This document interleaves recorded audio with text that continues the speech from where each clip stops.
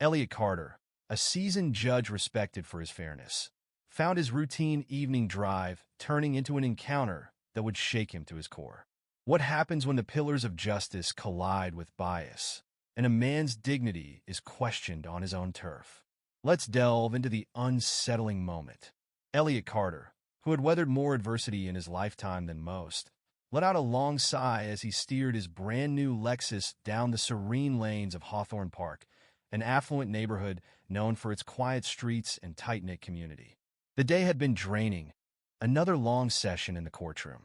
But with the crisp air slipping through his cracked window and the soft hum of classical music surrounding him, he finally felt a wave of relaxation. His career as a judge often took its toll, but these drives home were his reprieve, his moment of peace. Elliot was no stranger to hardship. His path to becoming a judge had been littered with obstacles. Raised in a rough urban neighborhood, he had fought against every barrier placed in his way. Law school was an uphill battle, and even as he climbed the ranks of the judiciary, he faced prejudice and doubt. Yet his belief in the concept of justice for all kept him moving forward. Today, he was a well-known and admired figure in his profession, a mentor to young men and women who saw in him the proof that persistence could overcome the odds. As he drove past the stately homes of Hawthorne Park, Elliot allowed himself a moment to relax. Life had been rewarding. His Lexus, a new acquisition that he had purchased after years of hard work, was a small reward for his tireless efforts. The sky was turning shades of purple and gold as the sun began to set, and Elliot appreciated the tranquility of the evening. It was a reminder of simpler days, before the responsibilities of his role had grown too heavy. Just as he was about to raise the volume of his music, a sudden flash of blue and red lights in his rearview mirror startled him. His heart skipped a beat. He wasn't speeding. Why had they pulled him over? A sense of dread crept into his chest as he reluctantly signaled and pulled his car to the side of the road. The flashing lights of the police cruiser lit up the quiet street, casting an eerie glow on the otherwise peaceful neighborhood. Elliot's fingers gripped the steering wheel tightly. This didn't feel right. He had earned his place in this community. This was not supposed to happen to him. Not here, not now. With hesitation, Elliot rolled down his window. His mind raced, wondering what this could be about. The cruiser pulled up right behind him, its lights flashing in the darkness. The sudden jolt of noise and color had broken the calm, leaving Elliot on edge. His nerves tightened, but he reminded himself who he was, a respected judge, a man of dignity. Surely this was just a misunderstanding. The officer's shadow loomed outside his window. She was tall and broad-shouldered, her uniform crisp and stern. Her face was unreadable as she stood with her hand resting on the gun at her belt. "License and registration," she ordered coldly, her tone businesslike and dismissive. Elliot blinked in surprise, unsure of what was happening. "I don't understand," he said, his voice steady but confused. "Is there a problem?"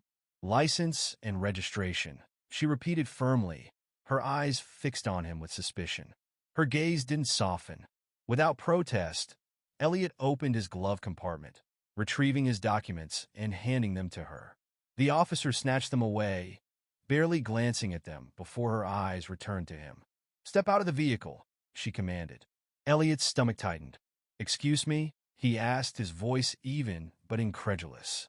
"You heard me," she said, the sharpness in her tone making it clear there was no room for negotiation. She took a step closer, her hand tightening on her weapon. Elliot's mind raced. Was this really happening? He hadn't been speeding, and there was no reason for this kind of treatment. "Ma'am, I'm Judge Elliot Carter. I live just down the street. This is my car," he explained, his voice calm despite the tension rising inside him. The officer's face didn't soften. If anything, her suspicion deepened. "Step out, Judge," she insisted, "or this will escalate." Elliot's heart pounded. He had expected his profession to be acknowledged, but the officer's indifference only fueled his confusion. He had presided over countless cases in this district. Surely, she should know who he was. Swallowing his frustration, he opened the door and slowly stepped out of his vehicle, his movements deliberate. As he stood by his car, the officer began to circle him, her eyes narrowing. "We've had reports of stolen cars in this area," she said, eyeing his Lexus critically. "This one matches the description." Elliot's face tightened with disbelief. "This is my car. I bought it just last week from a dealership. You can run the plates if you like." But the officer's gaze didn't shift. "Hands on the hood," she barked. Elliot's voice dropped. "This isn't necessary," he said, his words barely above a whisper, but his disbelief was clear. "Hands on the hood now," she demanded, stepping closer, her tone no longer polite. Reluctantly, Elliot placed his hands on the car's cool surface, feeling the humiliation creep into his chest. He glanced around, noticing that several of his neighbors were peeking through their windows, watching the scene unfold. This was no longer just a traffic stop. It felt like an exhibition, and he was the unwilling subject. The officer's hands were rough as she began patting him down. "This vehicle fits the description of one that was reported stolen," she muttered under her breath. "I've already told you," Elliot said, his voice thick with restrained anger. "This car is mine." But the officer wasn't listening. To her, Elliot was just another suspect, another man who didn't belong behind the wheel of a luxury car. As she reached for her handcuffs, Elliot knew he needed to act quickly. "Before you make a mistake you can't undo," he said, his voice firm but calm. "Call your supervisor." The officer hesitated, her fingers hovering over the cuffs. For a moment, uncertainty flickered in her eyes. Elliot met her gaze without flinching. "Do your job properly. Run the plates, call your superior." The tension in the air was palpable, but after a long pause, the officer sighed, reaching for her radio. Justice, however slow it might be, was beginning to take its course. Elliot's thoughts wandered. Despite all his years of hard work, his accomplishments, and his dedication to fairness, here he was treated like a common criminal because of his skin color. It was a painful reminder that prejudice didn't care about titles or achievements. It had a long reach even for someone like him. As the officer mumbled into her radio, Elliot reflected on the conversations he'd had with his children, especially his son, Malik.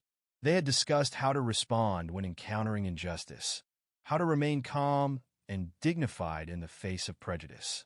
But here, on this quiet street in the heart of a neighborhood he had worked so hard to be a part of, Elliot felt the sting of a truth he had always known but never fully understood.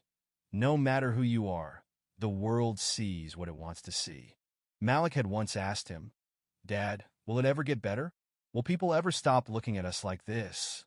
Elliot had hoped that one day his success would change how people saw him. But now, as he stood before this officer, the answer felt elusive.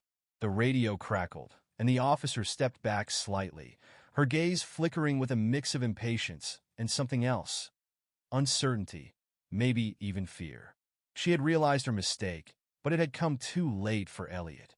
Finally, she looked up, her face flushed with embarrassment. "There's been a misunderstanding," she muttered, her voice unsteady. Elliot took a step forward, his voice calm, but tinged with incredulity. "A misunderstanding?" he repeated. "Is that what we're calling it?" The officer shifted uncomfortably, unable to meet his eyes. I thought you were someone else," she stammered. Elliot took a step closer, his presence overwhelming. "Thought what? That I stole this car? That I didn't belong here?" Her face turned crimson, and she swallowed hard, her silence speaking volumes. After what felt like an eternity, she finally mumbled, "I'm sorry." Elliot stared at her for a moment before speaking, his voice measured but firm. "An apology isn't enough." As Elliot stood in the dim light of the street, the weight of the moment hung heavily in the air. The officer's apology felt hollow, inadequate against the backdrop of what had just transpired. For a brief moment, the idea of justice, fairness, and the belief that one's actions should speak louder than one's appearance seemed to slip away. The truth was undeniable. Even the most accomplished, dignified individuals couldn't escape the reach of prejudice. But there was also something deeper in this encounter, something that went beyond the officer's mistake. The situation, as painful as it was, revealed a harsh reality that could no longer be ignored. Systemic biases were alive and well, even in communities that prided themselves on being progressive and fair. Elliot, a man who had built his life around the idea of justice, was reminded that equality was not something everyone experienced the same way. Despite his position, his status, and his years of service, his skin color still had the power to define how he was seen and treated. However, it wasn't just about the officer's error. It was about what came next, about how Elliot responded, how he remained composed in the face of humiliation, and how, in his calm dignity, he demonstrated a level of strength that transcended any single interaction. His actions, quiet yet resolute, were a reminder that those who strive for justice are often the ones who must bear its heaviest burdens. In the end, the encounter didn't just reveal the flaws in the system. It revealed the resilience of those who refused to be defined by it. For Elliot, the fight for fairness continued, not just in the courtroom, but in every moment where dignity was tested and the truth had to be upheld.